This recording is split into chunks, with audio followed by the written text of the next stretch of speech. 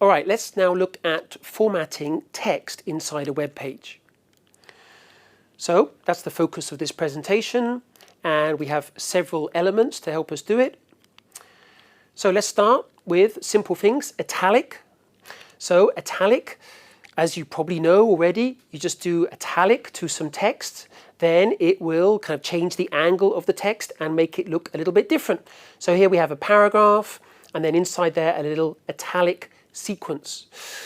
We also, underneath it, have a paragraph, and then we have an EM sequence. EM means emphasis. Okay, so we've got italic, we've got emphasis. What does it look like? Well, it looks like italic and it looks like italic. They look exactly the same. In fact, they are exactly the same. So this was I/I, italic. This was EM/EM, emphasis. What's the difference? Well, they're both in the they're both in the HTML5 standard, okay? But italic is just when you want the words to look like that. Emphasis is when it's a little bit more important. They look exactly the same, but one, it could be used for random reasons, and one is for, you should note this. It's more important. That's the idea. They look the same though. Okay, that was italic. All right, let's move on to bold. Something similar with bold. We've got a B and a /B. That will give you bold text, thicker text, right? What else do we have? We have strong/strong. Again, they're both part of HTML5. What happens if you look at the result? The result is bold text and bold text. They look exactly the same. It's really the same idea as what we just looked at with italic, okay? Bold, for random reasons, you might want that text to be thicker and stand out more using bold. But for strong, it's got a little bit more semantic difference. It's trying to say, pay attention. This is an important message. That's the idea. It doesn't look different on the screen, but it looks different when you look at the source code, especially if you were google.com doing a search engine, something like that. That will be more important than that, because it will look at the source code. Anyway, two ways to do bold. Let's move on. Underline. So the first thing about underline is don't use it, okay?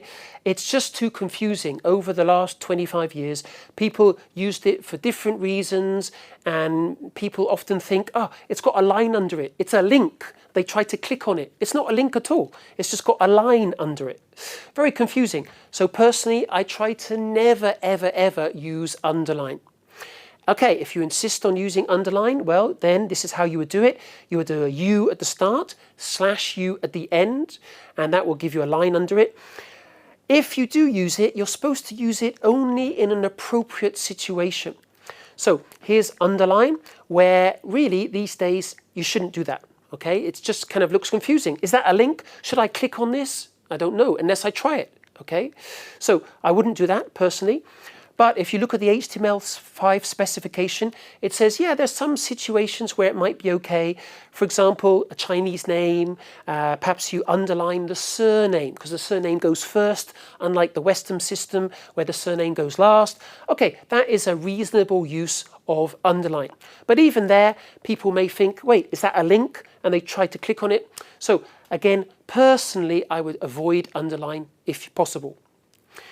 Okay, let's move on. What else can we do? Big and small.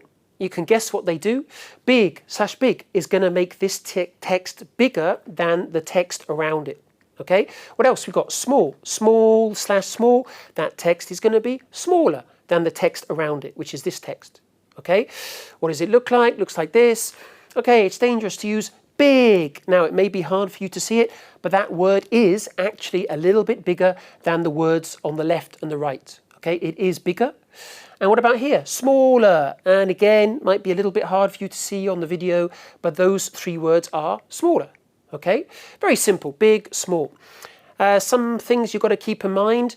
Although it works right now in this browser, because this is a browser, actually, big is not part of HTML5. It is not. Okay, I'm lucky it works because, you know, luckily we tried it out this year, this browser. It works. However, next year, may not work. It's not part of modern HTML5 standard. So dangerous to use it. Maybe 3 years later, I have a big, somebody looks at my web page, totally fails. Maybe it doesn't show anything because it doesn't know what big is. So dangerous to put that in your system, but you could if you like. What's the alternative? The alternative is something we'll look at later called span and a style rule, but we're not going to look at that here. So there's our big, there's our small. Let's move on. Highlighting text, mark. Mark, you say mark/mark, whatever's in the middle comes up as one of those yellow marker pens, right? You know, you buy them and you go shh, and then it shows it in a kind of nice thick yellow background. Might be useful for some particular reason. What else do we have? Sub and sup, all right? Definitely useful sooner or later, sub and sup. Sub moves the text down, subscript. Sup with a P moves the text up, superscript. All right, so let me show an example of that. So here's an example. This is a little bit of maths, okay? Now the only way I can kind of get the 1 to move down and the 2 to move down, the 2 to move up, the 3 to move up is using sub and sup, right? That's how I've done it here. I have to say, although it works, here's the code, right? Sub 1, that will move my 1 down next to the X. And then over here, sup, over here, 3 is going to go up, superscript, sup/slup, moves it up. And over here, sup/sup, 2, that's going to get moved up. So sub, move down, sup, moves up. It works, right? It looks like this. Yeah, I can get some down, down, up, up. I can do some simple maths. However, much better is to use the proper maths language, mathml, which we're not going to look at, okay? Mathml will do a much better version. It will make this 1 smaller, because it's supposed to be smaller. It'll make the 2 smaller. It'll make the squared smaller. Properly doing maths, you would use mathsml. Anyway, it's a nice example of sub and sup, okay? More realistic is this kind of example. You have some text, and then you use it as a footnote, all right? Now, again, there's kind of other ways to do this, but simple way to get things working. Again, you'd have a superscript for your 1, and then over here, superscript 1, and then you have your reference. That's a bit better, a bit more comfortable use of superscript than maths, which doesn't work quite so well. Visually, it works, but it's not as good as it could be. All right, anyway, that is sub and sup. There's our sub, and there's our sup. What else do we have? Well, there's a couple of things which, personally, I haven't really found a strong use for.